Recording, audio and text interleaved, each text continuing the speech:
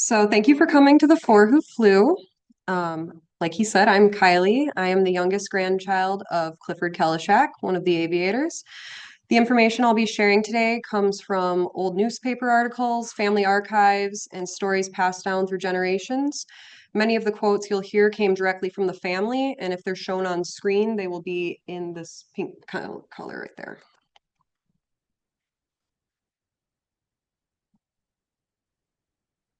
Presenting to you the Four Who Flew.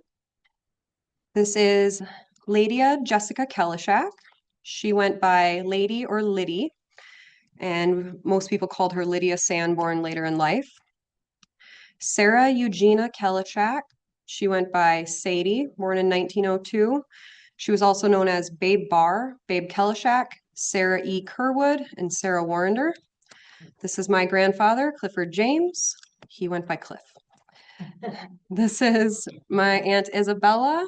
She also flew under the name Babe, and she was the youngest child, later known as Isabella Russell. And I recently found out she sometimes went by her middle name, Audrey. Conrad and Mary Kalishak had 6 children together in Menominee, Michigan between 1900 and 1909. 4 of them entered early aviation. In 1910, Mary moved to Delta County, Michigan, and started a new life with 5 of her 6 children. Lydia, or Aunt Liddy as we knew her, was the oldest daughter of Mary and Conrad. She was also the one who preserved much of this family history. In 1929, Lydia stated in her own words, "You asked for my story as the experience as Northern Michigan's first aviatrix.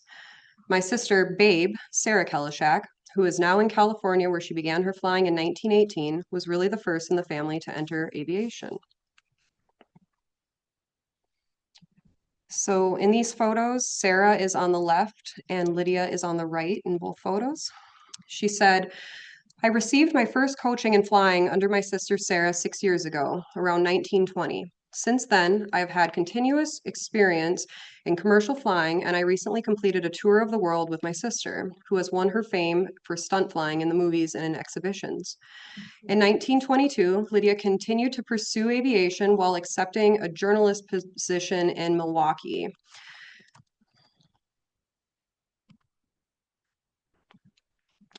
In Lydia's words, she explained, "Plenty of work and sacrifice are always involved in the pioneering of a new industry, but the reward is always worth the sacrifice. The years of barnstorming were lean ones, from the end of the war in 1918 until Lindbergh made his Atlantic flight in 1927. Until then, men saw their buddies, wonderful fellows, give their lives apparently in vain, falling and flying in old crates that were at the time the best on the market." And you're going to hear the term barnstorming throughout this. That is, after the First World War, there was a surplus of flying Jenny biplanes, and the pilots from the First World War bought them up for usually about $200 a piece, and they would travel from place to place, giving presentations, stunt flying, and eventually the wing walking, which we're going to talk a lot about today. By 1927, Lydia was considered an experienced commercial flyer.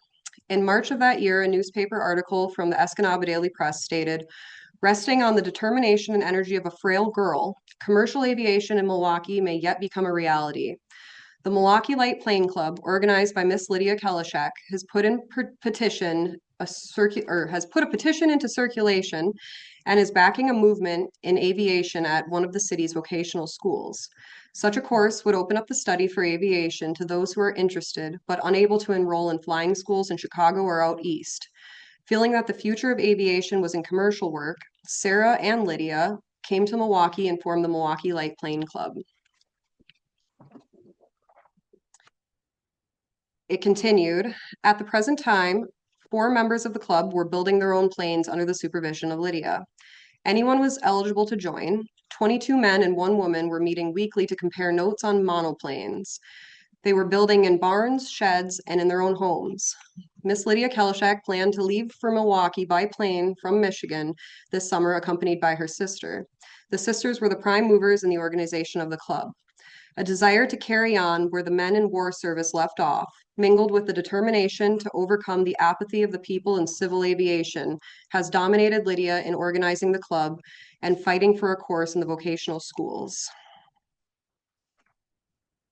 November 1st, 1928, a news article stated, "Probably no woman in America is taking a more active part in the promotion of commercial aviation than Miss Kalishek. She served as chairman of the entry department of the Wisconsin Aircraft and Accessory Exposition in Milwaukee.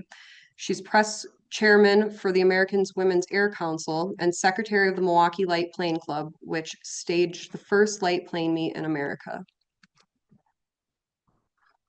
In 1928, Lydia was preparing for Milwaukee's first national baby plane contest. They would be competing for speed, endurance, and altitude. The growing club now had 50 members and 6 planes. Lydia, the only female member, stated in an interview, "People want to see airplanes. This is the best way to get people interested in aviation. We're going to arrange it so the crowds may be on the field to inspect the little planes. It will be a boost for aviation." All of the planes in the contest were equipped with small motors, many of them only 2 cylinders. That year, Lydia successfully put together the first aircraft exposition in Wisconsin and the third of its kind to ever take place in the United States. "There is nothing like flying. After you once get used to it, you will love it," Lydia said in a matter-of-fact way. In an article entitled "Girl Flyer Favors White," the article was published nationwide in which she spoke of what she considered to be appropriate fashion for the female flyer. By October of 1928, Lydia had opened a school in Green Bay for teaching the fundamentals of aviation. In an interview, she stated, "There is a crying need for good instructors in flying. So many students are turned out that are incapable of obtaining a pilot's license from the Department of Commerce. 10 planes were available for those who enrolled in her Green Bay class, which consisted of 7 hours in the air." Lydia stated that the Wisconsin Civic Air Service, whom sponsored the class, did not guarantee to solo a man in 7 hours.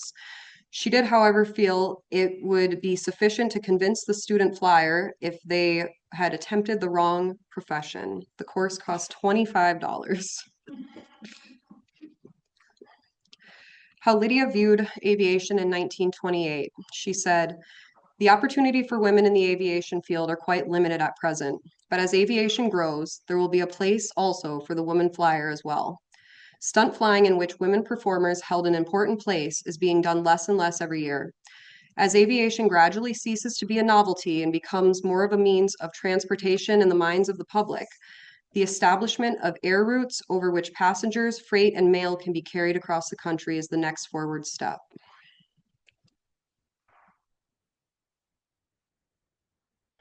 Lydia strongly advocated for municipally owned airports rather than privately owned ones, believing they were essential to the future of aviation. In October of 1928, she argued, "A city without an airport today is like a city without a harbor or a good railroad." Pointing to Cleveland as an example, she urged cities like Green Bay to prepare for the coming age of air travel, stating that we would need to move passengers and move them soon. She wanted airports in every town that would own and operate their own planes. Both of these photos that you're seeing right here are from Lydia's personal collection. The photo on the left said wing walker time lapse, and you can actually see someone kind of going down from the plane. And the photo on your right is Lydia in her plane, the Pride of Appleton, which was so big it had to be tethered to the outside of the hangar, and she was the only person who could fly it. Aviation efforts had begun in Neenah, Wisconsin, where public enthusiasm, flight training, and hopes of commercial aviation led to the establishment of a local airfield in 1927. By 1928, however, the project was already beginning to unravel as the city declined to take it over.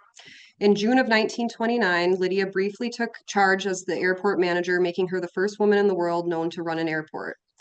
By August, the property was already being advertised for housing lots, and after its sale in November of 1929, the airport disappeared for good. Though Lydia was surely disappointed when investors pulled out of the Neenah project, her brief and historic role there made her a perfect candidate for what was to come in 1934. Lydia continued aviation in Wisconsin before relocating to Santa Monica, California.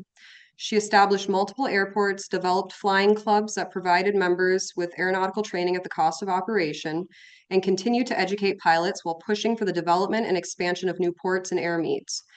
In 1934, she took over as manager of Cloverfield Municipal Airport.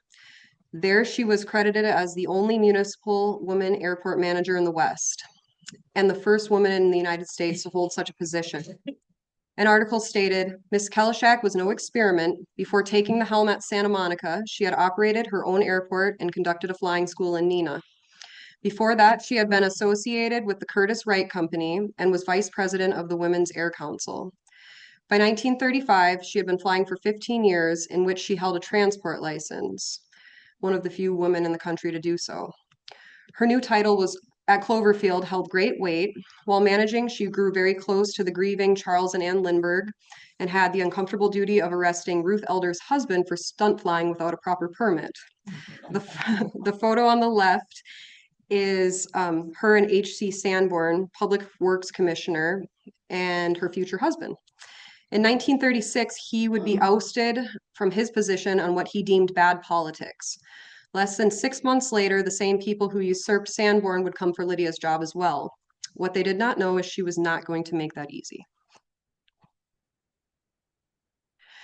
Miss Lydia Kalishek, only woman airport manager in the country, was put out today. The flyer, sister of Babe Kalishek, stunt aviatrix, said, I am put out because the city has not as yet definitely informed me whether I've been put out or not. This came on the shakeup of the recall election for her husband. I have not resigned and I have received no formal notice to turn over management in office, Ms. Kalishek declared. She's out, said deputies in both departments. She's been asked to resign. Why don't they fire me? I have no reason for resigning, declared Ms. Kalishek. If they want to fire me, why don't they do it like men? She was very much in the office today, but admits that she was put out. In an article entitled Air Official Stands Pat, it stated that Lydia was the only female airport manager in the country. And she said, I'll stay right here until they fire me in the regular way. I have received a letter telling me that if I don't resign, I'm off the city payroll. But no one has come to get me out of here. I intend to stand pat and stay right here. Nobody else has claimed the job. A second quirky reporter added, Miss Lydia Kalishek, known as the only woman airport manager, has frozen to the stick, so to speak, down at Santa Monica. The city is trying to oust her as head of Cloverfield, and she won't oust.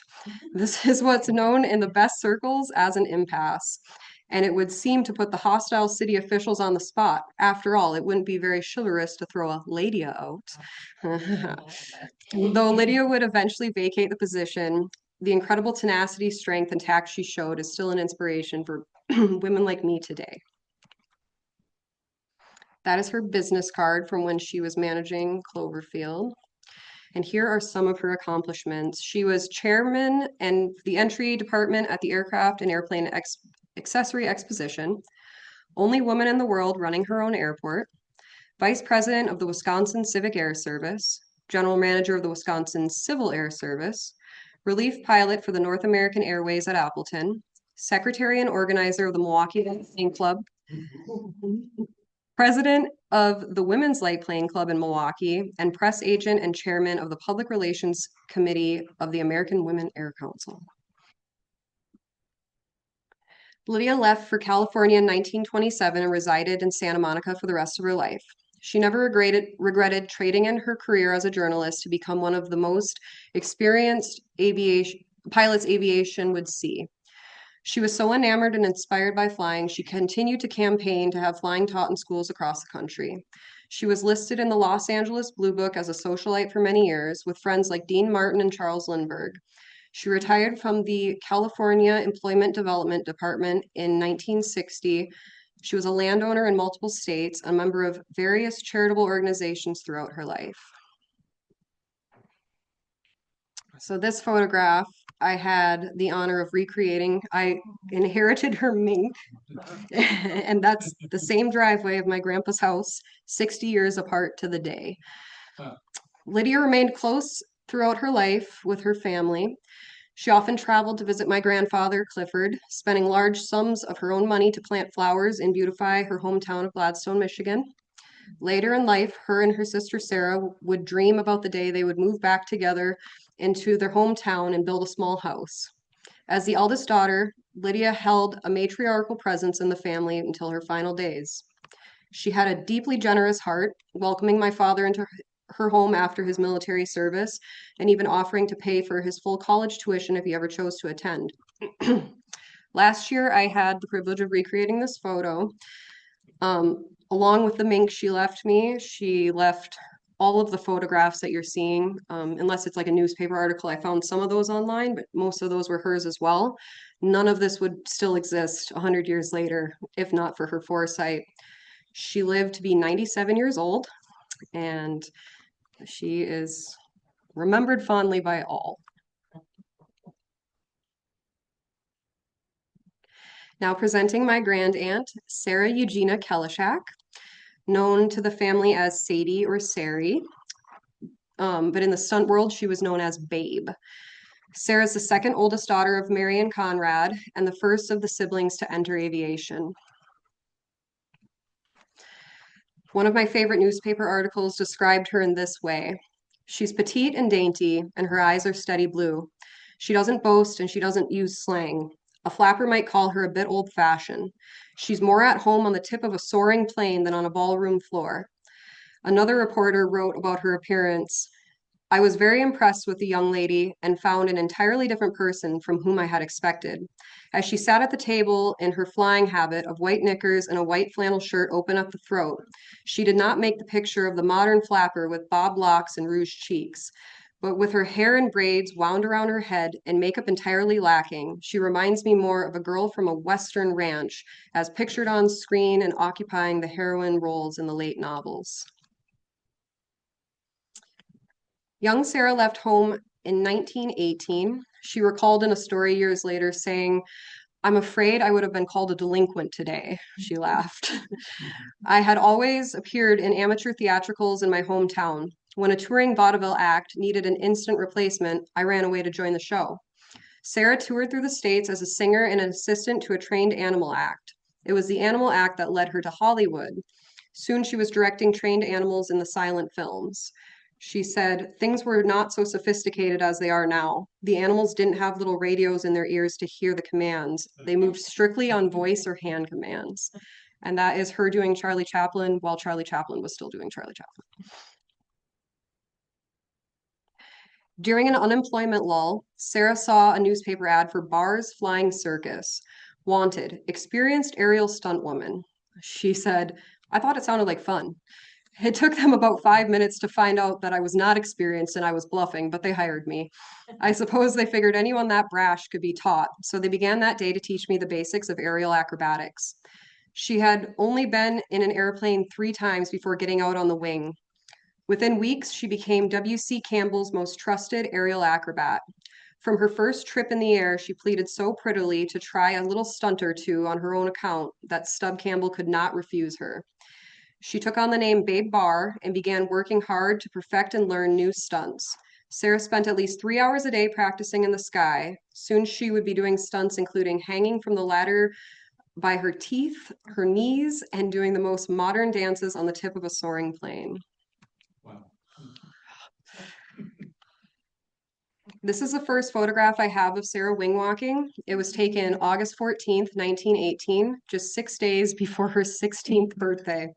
That means all of the traveling, the singing, the dancing, the trained animals, and the silent films happened before she was 16. By 1919, Sarah had a new dream.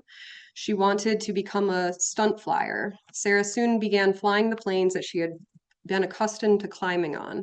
And this photograph is taken over Venice Beach. November 1921, Babe danced along the upper wing of a Curtiss JN-4D, better known as a Flying Jenny biplane.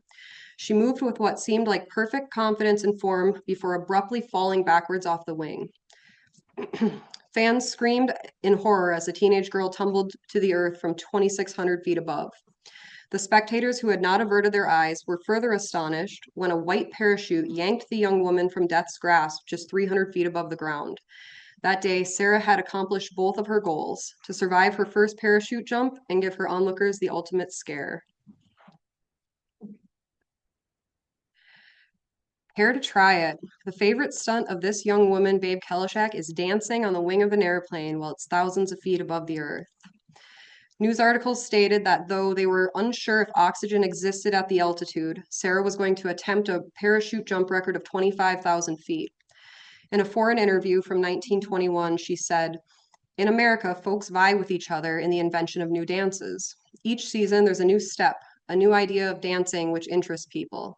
I dance my airplane through the clouds, dash and step with my plane, with thrills that the wildest originator of the dance never dreamed of." So this is her passport. When she went to the Orient, and a news article read, "In the first place, the happy Japanese have never seen in all their born days such a reckless flirtation with the clouds and with death as the American flyers indulged in so cheerfully. They have seen few birds fly as high as the Americans went." Sarah was just 18 years old and loving her life of barnstorming more than ever. She found herself with the opportunity to go to Japan and be the first acrobat to ever perform over there. In the next couple of slides, you'll see postcards taken by Japanese photographers that are still for sale today. In an interview about Sarah's time in Japan shortly after World War I, she recalled, "During this period I was there, I had not the slightest conception of any ill feeling or trouble existing between our country and Japan. Nevertheless, many of them thought we were spies. Arriving at the different places, police and Secret Service men would ask every member of our circus many personal questions. I came into many fortified zones where we were not allowed to fly. At one place at the name of Kumamoto, I remember while we were flying, I could see their trenches and artillery." One article from her trip overseas read, "Babe is one of the nerviest little girls that has ever left the ground, and thus far has not permitted any of them to show her anything. She is showing a lot to them."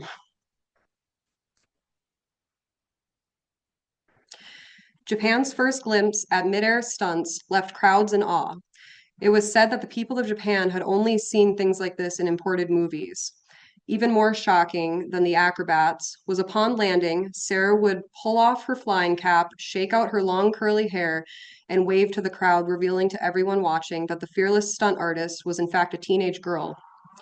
Giving the people of Japan their first glimpse at midair stunts, they said, "It is not difficult to conceive just what the people of Tokyo thought when they saw Babe Barr, the star performer of the show, but a slip of a girl barely out of her teens, execute a pretty little dance on the wing of a plane."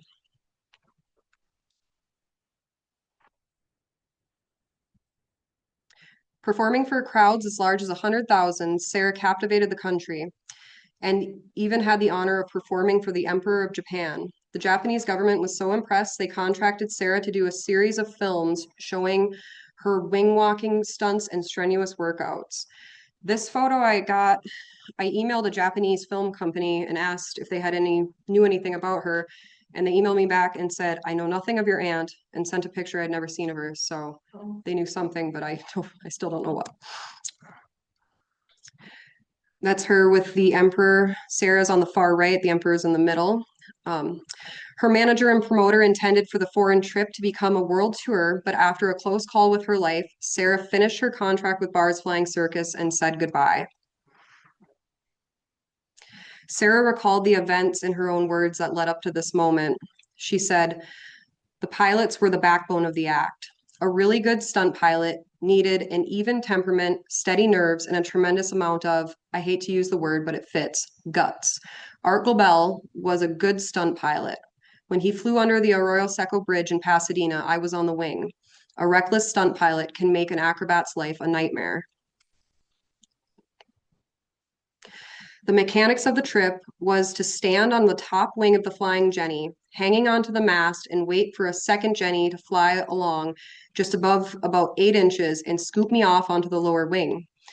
I had just made the change when the pilot, a new one to me, decided the act needed a little more flash and decided to do a wing over. I didn't have a good hold and certainly wasn't expecting anything like that. For a few horrifying seconds, I just hung there about 2,000 feet above the crowd by an arm and a leg. The crowd loved it. They thought it should be part of the show. The manager wanted to implement it. I didn't agree. So this is where the position she would have been in when they decided to do a wing over. Sarah's disagreement with management and close call with her life made her realize it was time to become her own boss. Finishing her contract with bars, she began performing under a combination of her stage and maiden name. She became known as Babe Kalishek and soon became famous for her parts in motion pictures on the silver screen. No one could blame her for not wanting to be a part of these dangerous stunts except her former manager. This is her former manager. Her bitter ex-manager wrote, you can't see his shoes, but they loop up like a little elf. I mean, real bizarre. Her bitter ex-manager wrote a letter to the editor of the Vanguard newspaper and said, Sadie, Babe Barr, left here last Sunday, the 24th, for California. She's only a girl, but after leaving Venice, she never did any new stunts. There's been many reasons for this, but the greatest one is that no one could tell her anything after she got a little popular. Sarah responded. This comment puzzled Sarah, but it did not intimidate her. In an article entitled Stunt Flyer Admits Youth, Denies She's Headstrong, she admitted that she was young in answer to Aviator Campbell's letter to the Vanguard.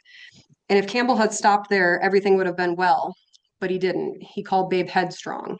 The last Babe did not admit, saying, I didn't know whether it was a joke or a knock. Of course, as a stunt woman, I don't do as people tell me, but then no woman wants to do exactly as she's told by someone else. In 1923, Sarah married a well-known stunt artist named Richard Curwood. Sarah soon became pregnant with their son, Quentin. Dick Curwood was a fearless and very interesting man, but due to time constraints, I can't do his story justice. Unfortunately, when their son was about a year old, Dick was killed while filming for a movie. Sadly, he lost grip on his ladder, falling 500 feet into the canyon below. This left Sarah a widowed single mother at 22. She returned to her hometown in Michigan and spent a year with her family before returning to the stunt flying game. The photo here shows Sarah, her son Quentin, my great grandma, her mother Mary, and then that is Grandma Frock, who has never smiled for a photo ever. Even after the death of Sarah's husband, she didn't let fear stop her. In one of my favorite interviews from Sarah in 1924, a reporter asked her, what emotions do you feel as you are above a large audience performing? All of them but fear, she answered, with an upward glance as though visualizing her stunts. She said, to succeed in this line means everything to me. Her and her pilot, Ernest Berg, had already given 200 exhibitions and only considered themselves just starting. Have you any nicknames, Miss Kalishek? The reporter asked. Well, she concluded after a moment's thought, don't believe I have unless they call me something when I'm not around. The Star of the Ozone is a fake name they gave me, and Babe is the name I took when entering the movies.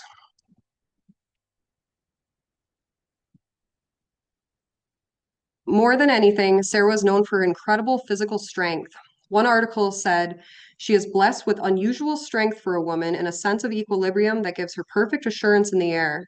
While another stated that she startled spectators after running out onto the field alone to crank a propeller of one of the airplanes about to take off, using the word Samsoness to describe her arm power as phenomenal.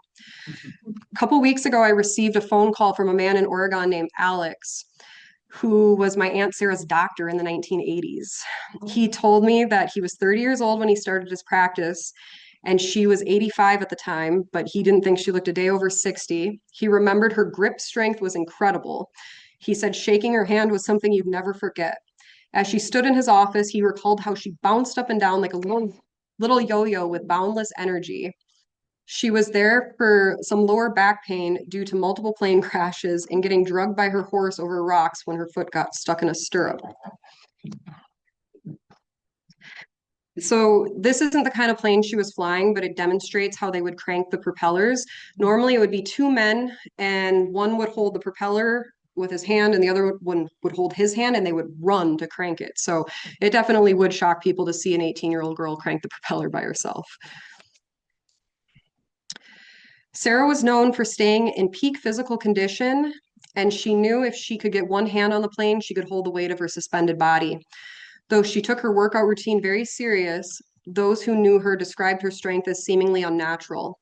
One reporter stated, when you realize that these planes are going from 100 to 125 miles an hour, the wind pressure is terrific, and one must have the grip and muscle to retain their poise and support. Her doctor told me that he couldn't get over her vitality. She told him that people laughed at her, but from 17 years old, she started taking 30 to 50 vitamins a day while ensuring everything she ate was healthy and free of any kind of chemicals or additives. Part of her workout routine was carrying her 153-pound manager around the airfield on her back. Her love of flying bled through in every interview. She once said, "I tried to break into the motor racing game. I found that it would be next to impossible for a girl to get anywhere as a pilot of one of those big racing machines. So I turned to flying as my next best bet. I was looking for thrills, and believe me, I found them. But I don't think I could get along now without them. I look forward as eagerly to my future engagements as a little boy anticipates circus day." And I've added this slide in just for a laugh because this is what socialites are supposed to look like at the time. And then some editor put my Aunt Sarah carrying her manager in the top corner. Sarah was known for stunts such as hanging from an airplane by her toes and her teeth. When speaking with Dr. Alex, he told me that she relayed to him in 1987 that she was suffering from tooth pain. He referred her to the dentist next door. At 85 years old, Sarah went to the dentist for the very first time to have one cavity filled. Days later, the dentist spoke with him and said, "That woman you referred to me, her teeth were so hard I broke my drill." Sarah's business cards read, "Stunts unusual, wing walking, plane changing, motorboat to plane, train to plane, rope ladder work, and perhaps most tellingly, anything once." An article from 1921 detailed a few of Sarah's stunts, including parachute drops, sliding down the tail of a plane, doing aerobatic stunts on a ladder suspended from the plane, and sitting in the center section of the plane while it did the loop-the-loop, tail spins, the Immelman turn, falling leaf dive, or any of a half dozen other stunts. So this slide just breaks down real quick what I said because that was a lot. So this is the Immelman turn, tail spin, and she would be sitting in the center section of the plane while doing these. Oh, sorry, the loop-the-loop, Immelman turn, and then this is the falling leaf dive where they would kill the engine and drop. Though her sister Lydia was considered a woman of fashion and she decided what women were supposed to wear back then, Sarah was the opposite. She didn't want to talk about it and it irritated her greatly.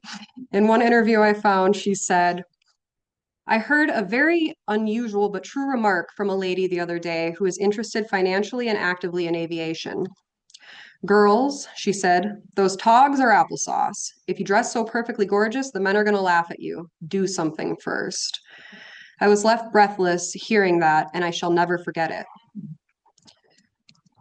And so I looked it up because I didn't know what that meant. So togs are like clothes and applesauce is nonsense. So like you can put that together. She said, "I have been in aviation for 9 years, and all I have heard has been clothes, clothes, with much rolling of eyes, posing and gusto. It sounds something like this. I think I will get that new shade of green. It will suit my hair.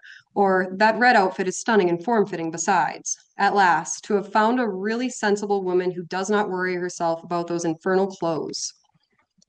Besides, she is not going to learn how to fly until someone truthfully tells her she is not going to mess up the sky and herself, or perhaps land on some poor ship's back while she is applying the lipstick just so, and generally getting herself arranged to the most appealing advantage, yet trying to make a perfect three-point landing.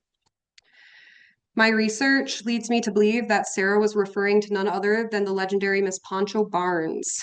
Sarah met her around this time. Florence Barnes is remembered as the founder of the Movie Stunt Pilots Union, the woman who broke Amelia Earhart's speed record, and the original member of the 99s who started the Happy Bottom Riding Club. Babe Kalishek was one of the persons who made the Roaring Twenties roar.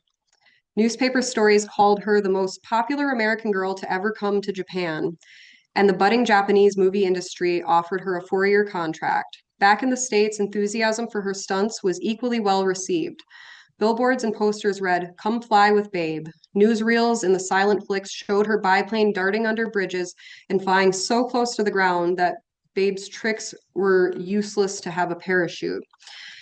In a time before women could legally wear pants, Sarah was breaking the mold in more ways than one. In a 1920s interview, she was asked about the women's right movement. Here was her response. Suffrage? Yes, I know it. I know of suffrage and women's rights. I know of the new ideas of women in America. But after all, what are these political honors when one may have the thrills of the air, the independence that really comes from fighting with the elements and feeling that one can control them? One sacrifices many of the other things of life, but one lives. There is in it the jazz, the dance, the outdoor life, the pleasure of pleasing other people. Yes, I defend the profession of aviation for women, and I like it as a great evidence of the fact that women's nerve and women's daring is every bit equal to that of men. This slide shows a 1921 news article along with our family photograph of the same flight.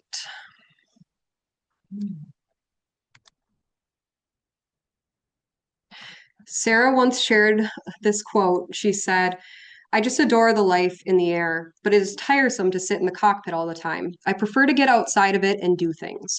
There is none of the ordinary stunts that the men have done that I cannot do. Of course, there are some of the larger ones I have not yet tried, but I'm leading up to them. I've made 3 flights every day since, and I'm getting better every day." She continued to press forward, pushing boundaries and breaking records, including being the first girl to ever change planes without a ladder, which I have a video of at the end here. And she held the record for the highest parachute jump as well as the fastest plane change, going up in one aircraft and down in another in 3 minutes. June 19th, 1925, Mr. Hinks of Hinks Motor Derby and the Federated Flyers received a letter from Sarah stating that she would be coming to join his company. By July 1st of 1925, Sarah left the International News Service and signed a contract with Hinks. There could be multiple reasons why Sarah wanted to contract with his company. They were known to be honest men and family run. At the time, Mr. Hinks carried more planes, pilots, and gave a larger program than any other promoter. But I think the real reason she wanted to go there is because my grandfather Clifford was already employed with them. Presenting Clifford Kalishek, my grandfather and the fourth child, youngest son of Mary and Conrad Kalishek. Clifford was an intelligent man who could fix just about anything.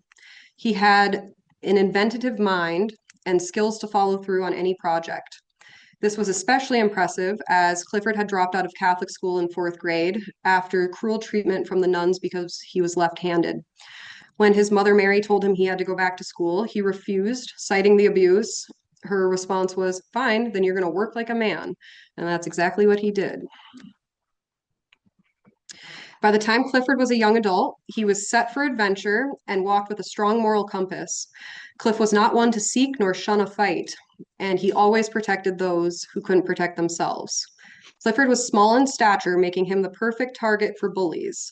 Unfortunately for them, like his older sister Sarah, Clifford was known for his phenomenal, unnatural strength that he possessed his entire life. With just the muscles in his hands, he could monkey bar the length of the barn by pinching the underside of the rafter beams. While working on the railroad, Clifford's coworkers recalled that he would carry a 3-man railroad beam alone and laugh as he passed them. By 18 years old, by 1918, at the age of 14 years old, he started racing motorcycles in his hometown. By 1925, Clifford was presented with the opportunity to become a professional and continue racing while traveling the Midwest. He was no longer competing with the familiar faces from his hometown. He was officially racing with the big boys. When he joined Hinks Motor Derby and the Federated Flyers in 1925, Mr. Hinks said, "Included in the program will be motorcycle racing. The Federated Flyers have assembled some of the best professional motorcycle riders in the Northwest. It takes plenty of nerve to ride one of those motorcycles when they're going 90 miles an hour. We have many thrills in the air. The danger is there. But when you mount one of those two-wheeled vehicles, there's nothing between you and the track but a couple of handlebars and a path of smoke in the rear. No thanks. The ground looks good to me from the air." And dangerous it was. Grandpa Cliff totaled 7 motorcycles when he was with the company. So this is not my grandpa, but this is a photo to show what the racing motorcycles looked like. And that's my grandpa on the right. Um, let's see. So the motorcycles Cliff raced were not like the ones we have today. Without proper suspension or brakes, the ride was thrilling, dangerous, and quite painful. With the rough roads motorcyclists had to ride before the arrival of full suspension systems, kidney belts, like the one my grandpa's wearing in this photo, were an absolute necessity. Another important item worn was a metal piece that would go over their left boot. That was known as their sliding foot. Lacking brakes, they would hit the kill switch while rounding corners. The metal covering on their shoe allowed them to put their foot down without ruining it. It also allowed them to drag their foot if they didn't like the opponent behind them and throw rocks at them. But surely all bets were off after that. The next event that my grandpa took part in with Hank's Motor Derby was called Auto Polo, described as a very dangerous game with thrills and spills. It was as if polo, chariot racing, and motorsports were rolled into one. These photographs were provided to me by the Hanks Family Archives. The death-defying sport was so dangerous it was known as Undertaker's Delight. Auto polo was thought up by a car salesman who replaced horses with stripped-down Model T Fords in 1912. Two men were required for each car, one to drive and one to stand on the running boards to play the ball. 1 point was awarded for each goal scored, with penalties deducted from the score. The mallet man was the only one allowed to score. The players were not permitted to get off their vehicle at any time during the period unless the cars flipped. Note the round wheel attached to the back to help make it less fatal when they did flip. My dad recalled a story to me that Grandpa Cliff never forgot. While playing auto polo, he would drive the car and his mallet man's name was Eddie Roth. Cliff said Eddie was already insane and he was even crazier after they put a metal plate in his head. One particular day, Eddie swung the heavy, large mallet at the ball, intending to make contact. At the same time, the mallet man from the other vehicle intentionally struck Mr. Roth on the hand. This sent him into a fit of rage. The next pass, he swung his heavy mallet as hard as he could, striking the other man on the elbow. Moments later, Grandpa rolled the car and it caught fire. The crowd erupted into cheers as Eddie and the other mallet man went to war, smacking each other directly in front of the grandstands. My dad said Grandpa could hardly tell the story without laughing hysterically. Years later, he could still remember the sound the mallets made as they swung them at each other.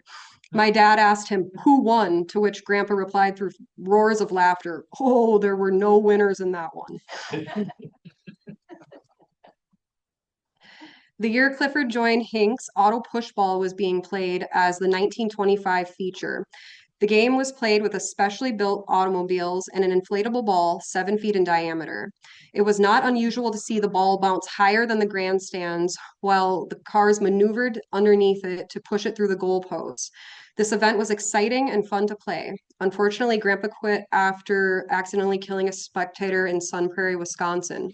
The man had jumped into the field and was standing in the end zone. As Cliff hit the ball towards the goal, the man was knocked down onto the spike holding the goalpost down. It upset Grandpa so much he never played again. Clifford takes to the sky. Clifford was mesmerized and especially interested in one of the most dangerous stunts being done from the plane, the parachute jump. Clifford had already had numerous injuries, almost all of the racers and stunt artists did. It was a dangerous way to make a living, but it paid very well. In a time when many Americans were not making $200 a month, Cliff was racing motorcycles twice a day, which paid $20 a race. In addition, he received $15 for bumper ball and auto polo. But the really superb money was in the jumping. The wing walkers could jump twice a day and make $40 per jump. Grandpa Clifford volunteered for the parachute gig, but at the time, Hinks already had a man doing the jumping for the company.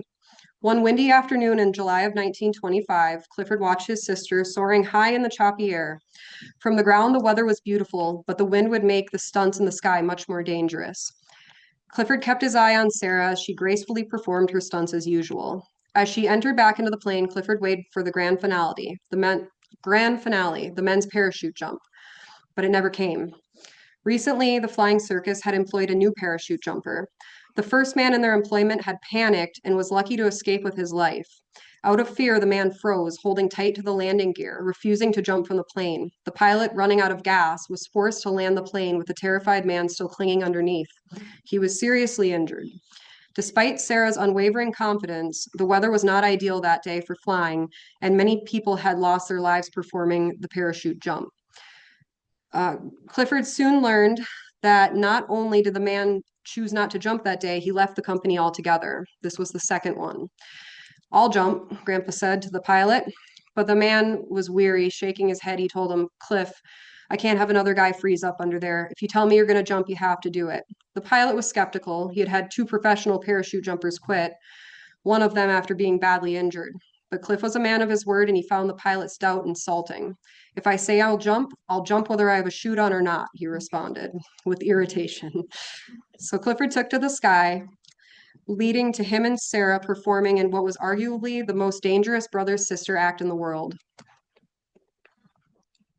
Before the invention of the Irving chute, things were a lot more frightening and painful. The chutes were more like the reserve chutes today. Grandpa described them to my dad like a big horse collar that went around your stomach. You would be falling on your back, whipping the risers, trying to get air into the chute so it would open. And when it opened when it wanted to, not when you wanted it to. It would about jerk your guts out, he said. The paper that was folded into the lines to prevent them from tangling would fall to the earth, making people think something had gone very wrong. He said some openings would knock the breath out of you if you were out of position when the chute finally caught air.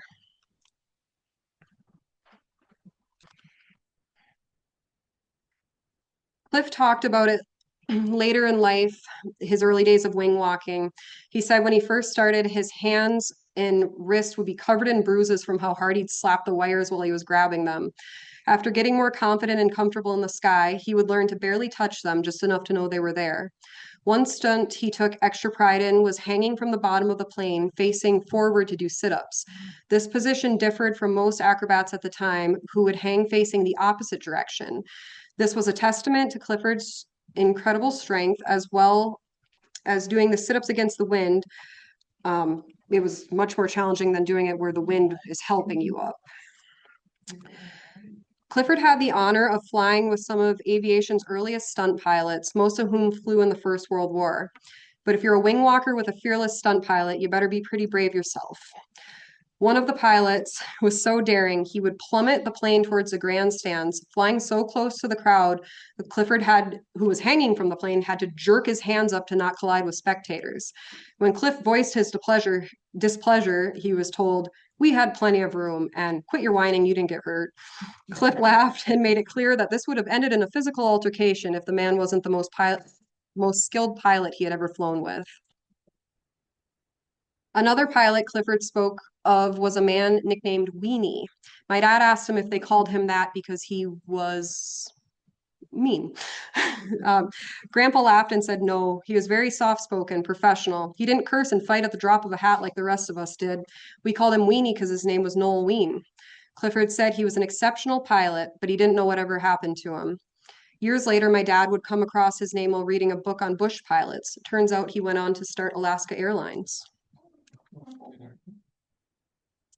As Clifford and Sarah's brother-sister act gained popularity, newspaper articles read, Babe Kalishek performed many daredevil stunts on one machine, standing on top of the wing of a plane while several hundred feet up, climbing through the rigging, swinging from the ladder, dangling from the wings, and other spectacular feats and skills of daring. Her brother Clifford Kalishek, parachute jumper, was another performer who attracted much interest. His parachute was thrown from the plane, and as it opened, he jumped, pulling the side ropes to guide himself free and away from trees and other objects. Mr. Hinks continued to promote the pair until Sarah decided it was time for her next great adventure.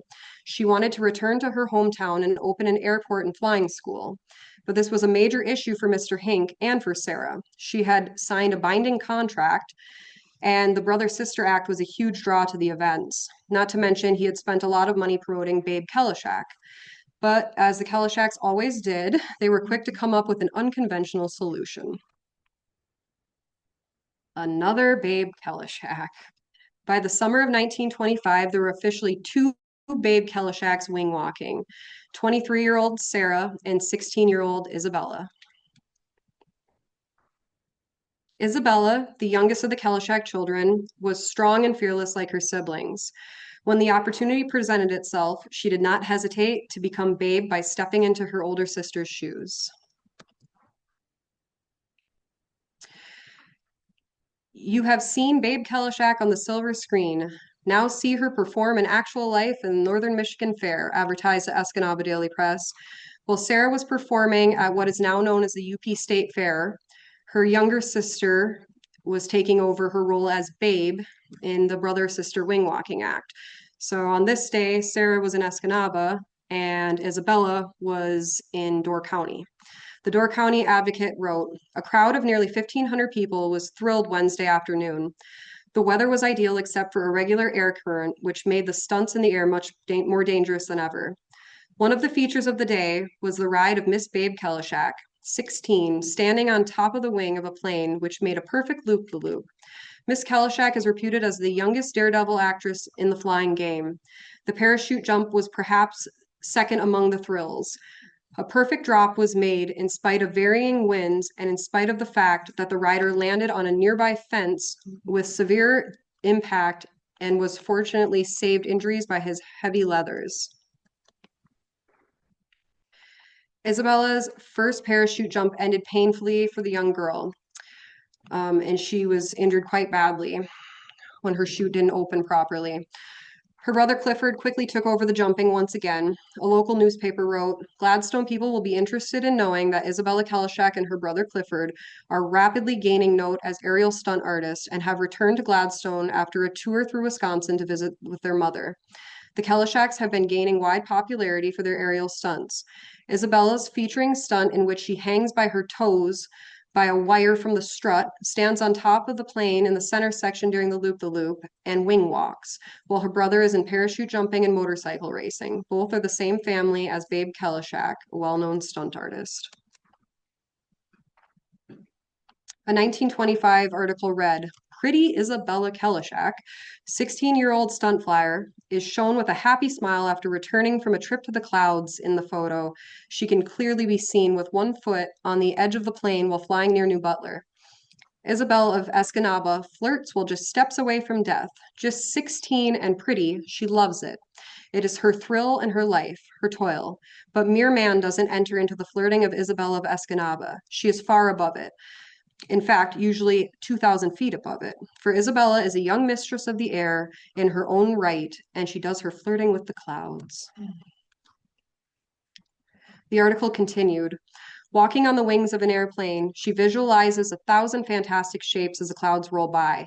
She pictures herself sitting on the edge of one, kicking her feet and throwing kisses down to Mother Earth. And that is her message for Mr. Common Pedestrian of what a plane walker thinks about. So completely has this world's youngest plane walker moved into another world that pretty frocks, ultra modern bobs, dancing and petting parties or automobile joyrides mean nothing to her." And I have given this presentation so many times and no one has told me what a petting party is, and I would not like to learn today. Uh, after I have sailed through space just once on the wing of a plane with my hands in my pockets, the article said, she has pockets, all of my girlhood desires for ordinary things were gone, she explained simply, leaning against the plane she has just ridden. Isabel, her full name, Isabella Kalishak, is in the city with Hink's Flying Circus. Crazy about speed, but doesn't like bobbed hair. Those are two side lights of Miss Babe Kalishak, one of the world's few women aerial acrobats who appear at the fairgrounds tomorrow in the flying stunt. She also has long hair. At the rate of 75 miles an hour, Babe performs a trapeze act under the airship. She stands on the end of the wings of the plane, hangs from a rope ladder beneath it by her teeth, and stands on top of the center section, concluding with a parachute jump. She lands within a half mile of the track every time and just purchased a new silk parachute for $600. By autumn of 1925, back in Michigan, Sarah intended to take the winter off. But soon she found herself back in warmer weather with Gladys Ingle and Art Globell, flying under the Colorado Street Bridge at the entrance of Pasadena, a video that I'll be showing you guys in a few minutes at the conclusion of this presentation. Back in California, Sarah's future husband, Captain Albert J. Warrender of London, England, formerly with the Royal Air Forces, flew up and down the beach, letting his plane skim so close to the water that Sarah and her partner could be watched in their gymnastics. Sarah said, I am positive an American flyer can accomplish the Eiffel Tower feat, and I would have no hesitancy riding the wing of a machine attempting the dive with a nephew of Uncle Sam as pilot. Sarah made her way back to the Midwest and continued barnstorming and promoting the future of aviation. Mashed potatoes when they landed. A local newspaper wrote, Sarah was confined to a Milwaukee hospital for 10 days after her first flying mishap while flying with Al Warrender in the specially built plane. The air was choppy and the plane skidded and drifted. He decided to land and postpone the flight until conditions improved. He picked an area of level land to that seemed like level land until he realized it was a potato field. Suddenly, the air gave way beneath the plane and plunged to the ground from a height of 500 feet. The plane dug its nose into the ground, bounded back up, and embedded its nose a second time into the soft earth 30 feet away. Sarah was badly bruised and cut about the legs and face, stitches in her mouth. Sarah's sister said she was not frightened at all when she felt the plane crashing towards the earth. She had experienced many of thrills in the air, but this was her first mishap. Less than a month later, Sarah would have her second scare when gasoline thieves siphoned her tank. She stressed to the public how dangerous this sort of thieving was, saying, imagine a flyer thinking the gas supply is adequate, getting a couple of thousand feet in the air, and then the fuel gave out. Though reports of her accident say she was pulled from the plane dazed, bruised, and needing stitches in her knees, Sarah didn't let fear keep her from advocating for aviation. She began campaigning for her hometown to turn the neighboring area of Escanaba into an airport hub. When asked about her recent accident, she responded, quote, I have been considerably worse shaken up in automobiles and railroad trains than I was in Milwaukee. Really, it didn't amount to anything. She declared that she would discontinue barnstorming for the summer and focus on putting Escanaba on the air map. Sarah was the first to bring a plane to Escanaba. Um, she, sorry, the other plane had not come for another year or two. And then Sarah brought a second one in. You guys aren't familiar with the area. This is like broken down for Gladstone, so some of this doesn't matter to you right now. But so Sarah and Al cleared landing strips on the beach, started the airport, and gave it the official distinction as the first airport in the Upper Peninsula. Albert, her Swedish pilot, Ernest Berg, and Sarah were not given credit for opening the airport. The men were, Sarah was not. In more recent years, Ernest Berg has been given that local credit, and we are working on getting Sarah honored for that currently. Organized by Amelia Earhart, both Sarah and Lydia signed up with the intent to fly in the first all-women's air derby. Sadly, neither of them would end up competing. I was recently told by family that it was due to sabotage. Bitter that the women were putting on a derby for themselves, where all the pilots, mechanics, everyone had to be women. Some of the men started pouring acid onto the equipment, and the young lady on the left-hand side actually did get killed in the race.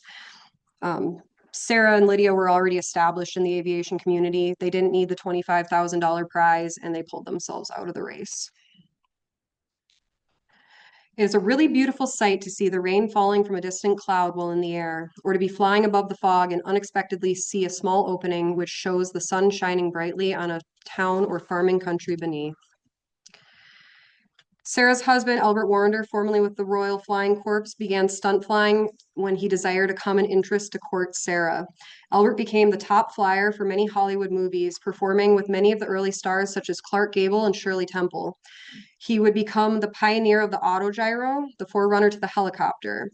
Sarah and Albert settled down in a hillside home in Silverton, Oregon. Together, they lived a quiet life, spending hours in their garden together and even getting rid of their phone so no one could interrupt their privacy. Albert passed in 1966, leaving Sarah widowed again. In 1967, she became the first woman manager secretary of Silverton Chamber of Commerce at the age of 65. Isabella's son, Daniel, sent me an email recalling memories from his childhood. Dan shared one saying, Aunt Sarah had a horse, but I was required to sit in the house and look out the window at the horse. Can you imagine a young wannabe cowboy having to sit and stare at a horse that needed to be ridden? I remember Aunt Sarah saying the horse would bite me. Sarah had a deep love for animals, nature, and faith. Her favorite Bible verse was Psalm 23. This is her handwriting that I'm wearing right now with that on. And Dr. Alex told me on the phone that she invited him to her home. When he got there, it was a log cabin in the middle of the woods that she had built herself. She pounded every nail in the home at 70 years old. She did everything except for the plumbing, electrical, and the roof. He told me that what stood out the most was her physical strength and nobility, and that she greeted him with the largest wheelbarrow he's ever seen full of concrete. He, let me see, he said she was beautifully feminine, fiercely independent, and an incredibly hard worker who laughed easy and knew love. In an email he sent, he said, I remember her being very connected within herself, very spiritual, with connection to animals, plants, and all beauty, like she was aware of God's creation around her. Overall, nature was her church, the simplicity of her cabin and the flowers in it. Out of the thousands of patients I've seen over the span of 50 years, she's the one I will never forget, he said. As the days of the air circuses became numbered, when the Civil Aeronautical Administration began clamping down on barnstorming, Sarah retired to be a wife and a mother, but continued flying her private plane. When World War II broke out, she taught Civil Air Patrol cadets radio code in San Fernando Valley and worked as a draftswoman in an aircraft plant in Southern California. An article that came out May of 1968 said, she is now the first women manager secretary at the Silverton Chamber of Commerce. She square dances, plays the organ, gardens, and is an interior decorator. She has mastered decoupage, the 16th century art of cutting and pasting pictures in 50 coats of varnish, each hand rubbed. Lest things begin to drag, Sarah is planning to take up the cello.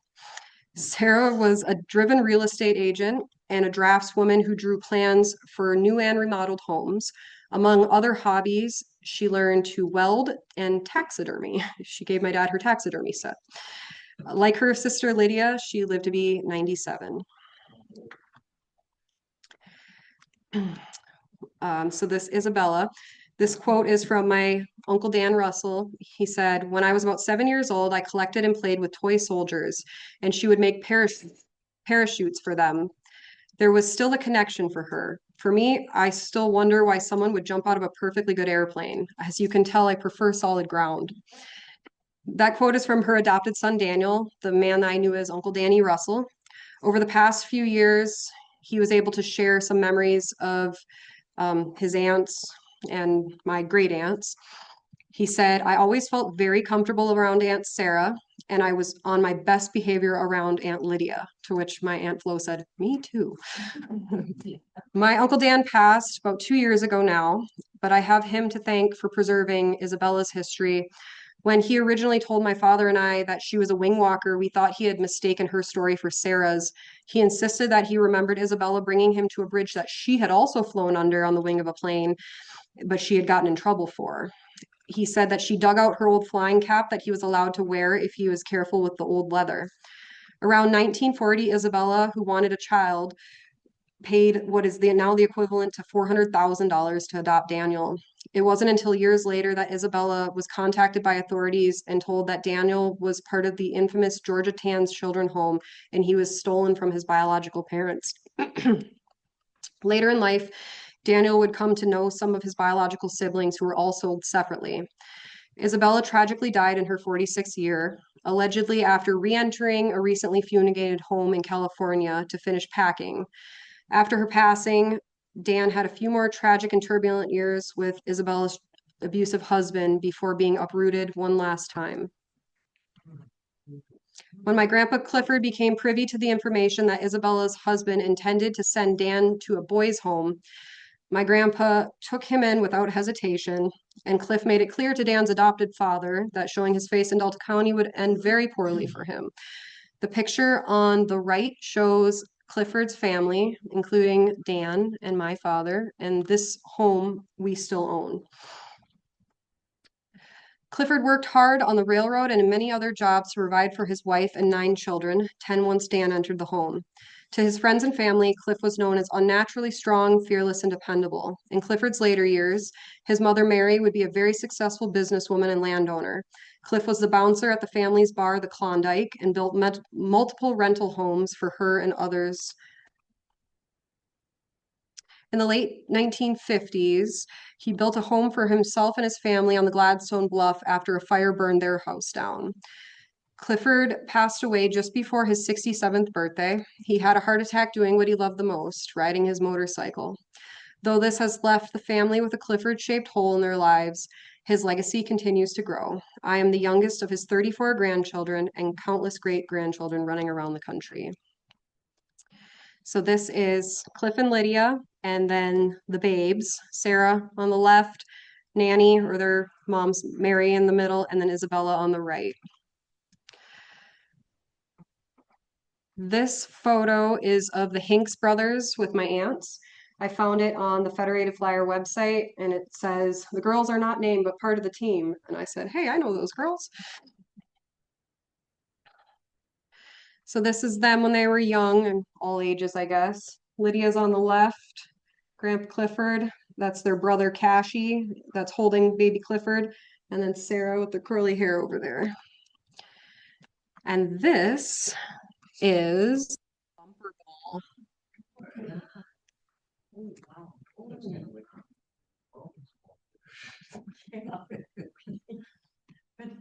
That is dangerous. Take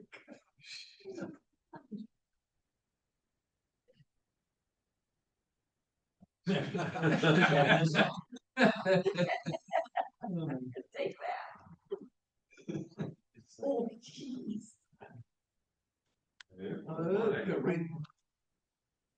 Right for the camera.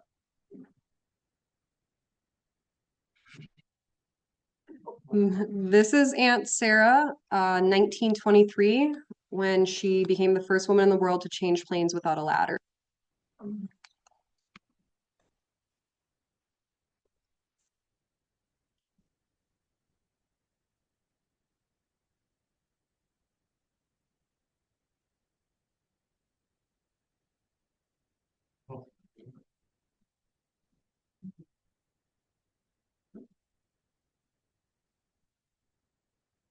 And then this is just a very short clip by her teeth.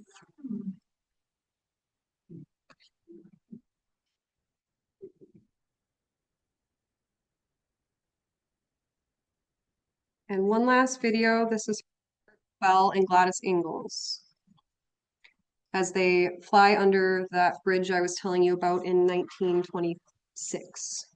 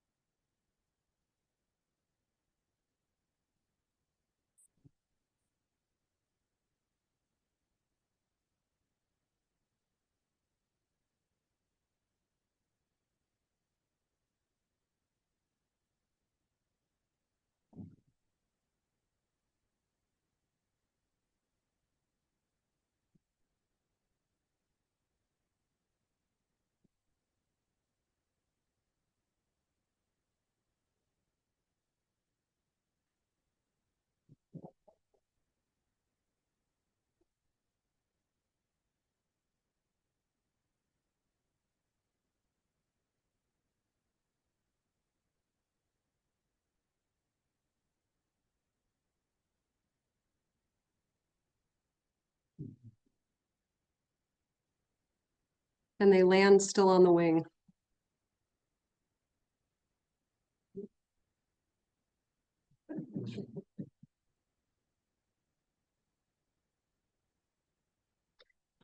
And that is my presentation of the four who flew. There is free brochures over there if you guys want to take them.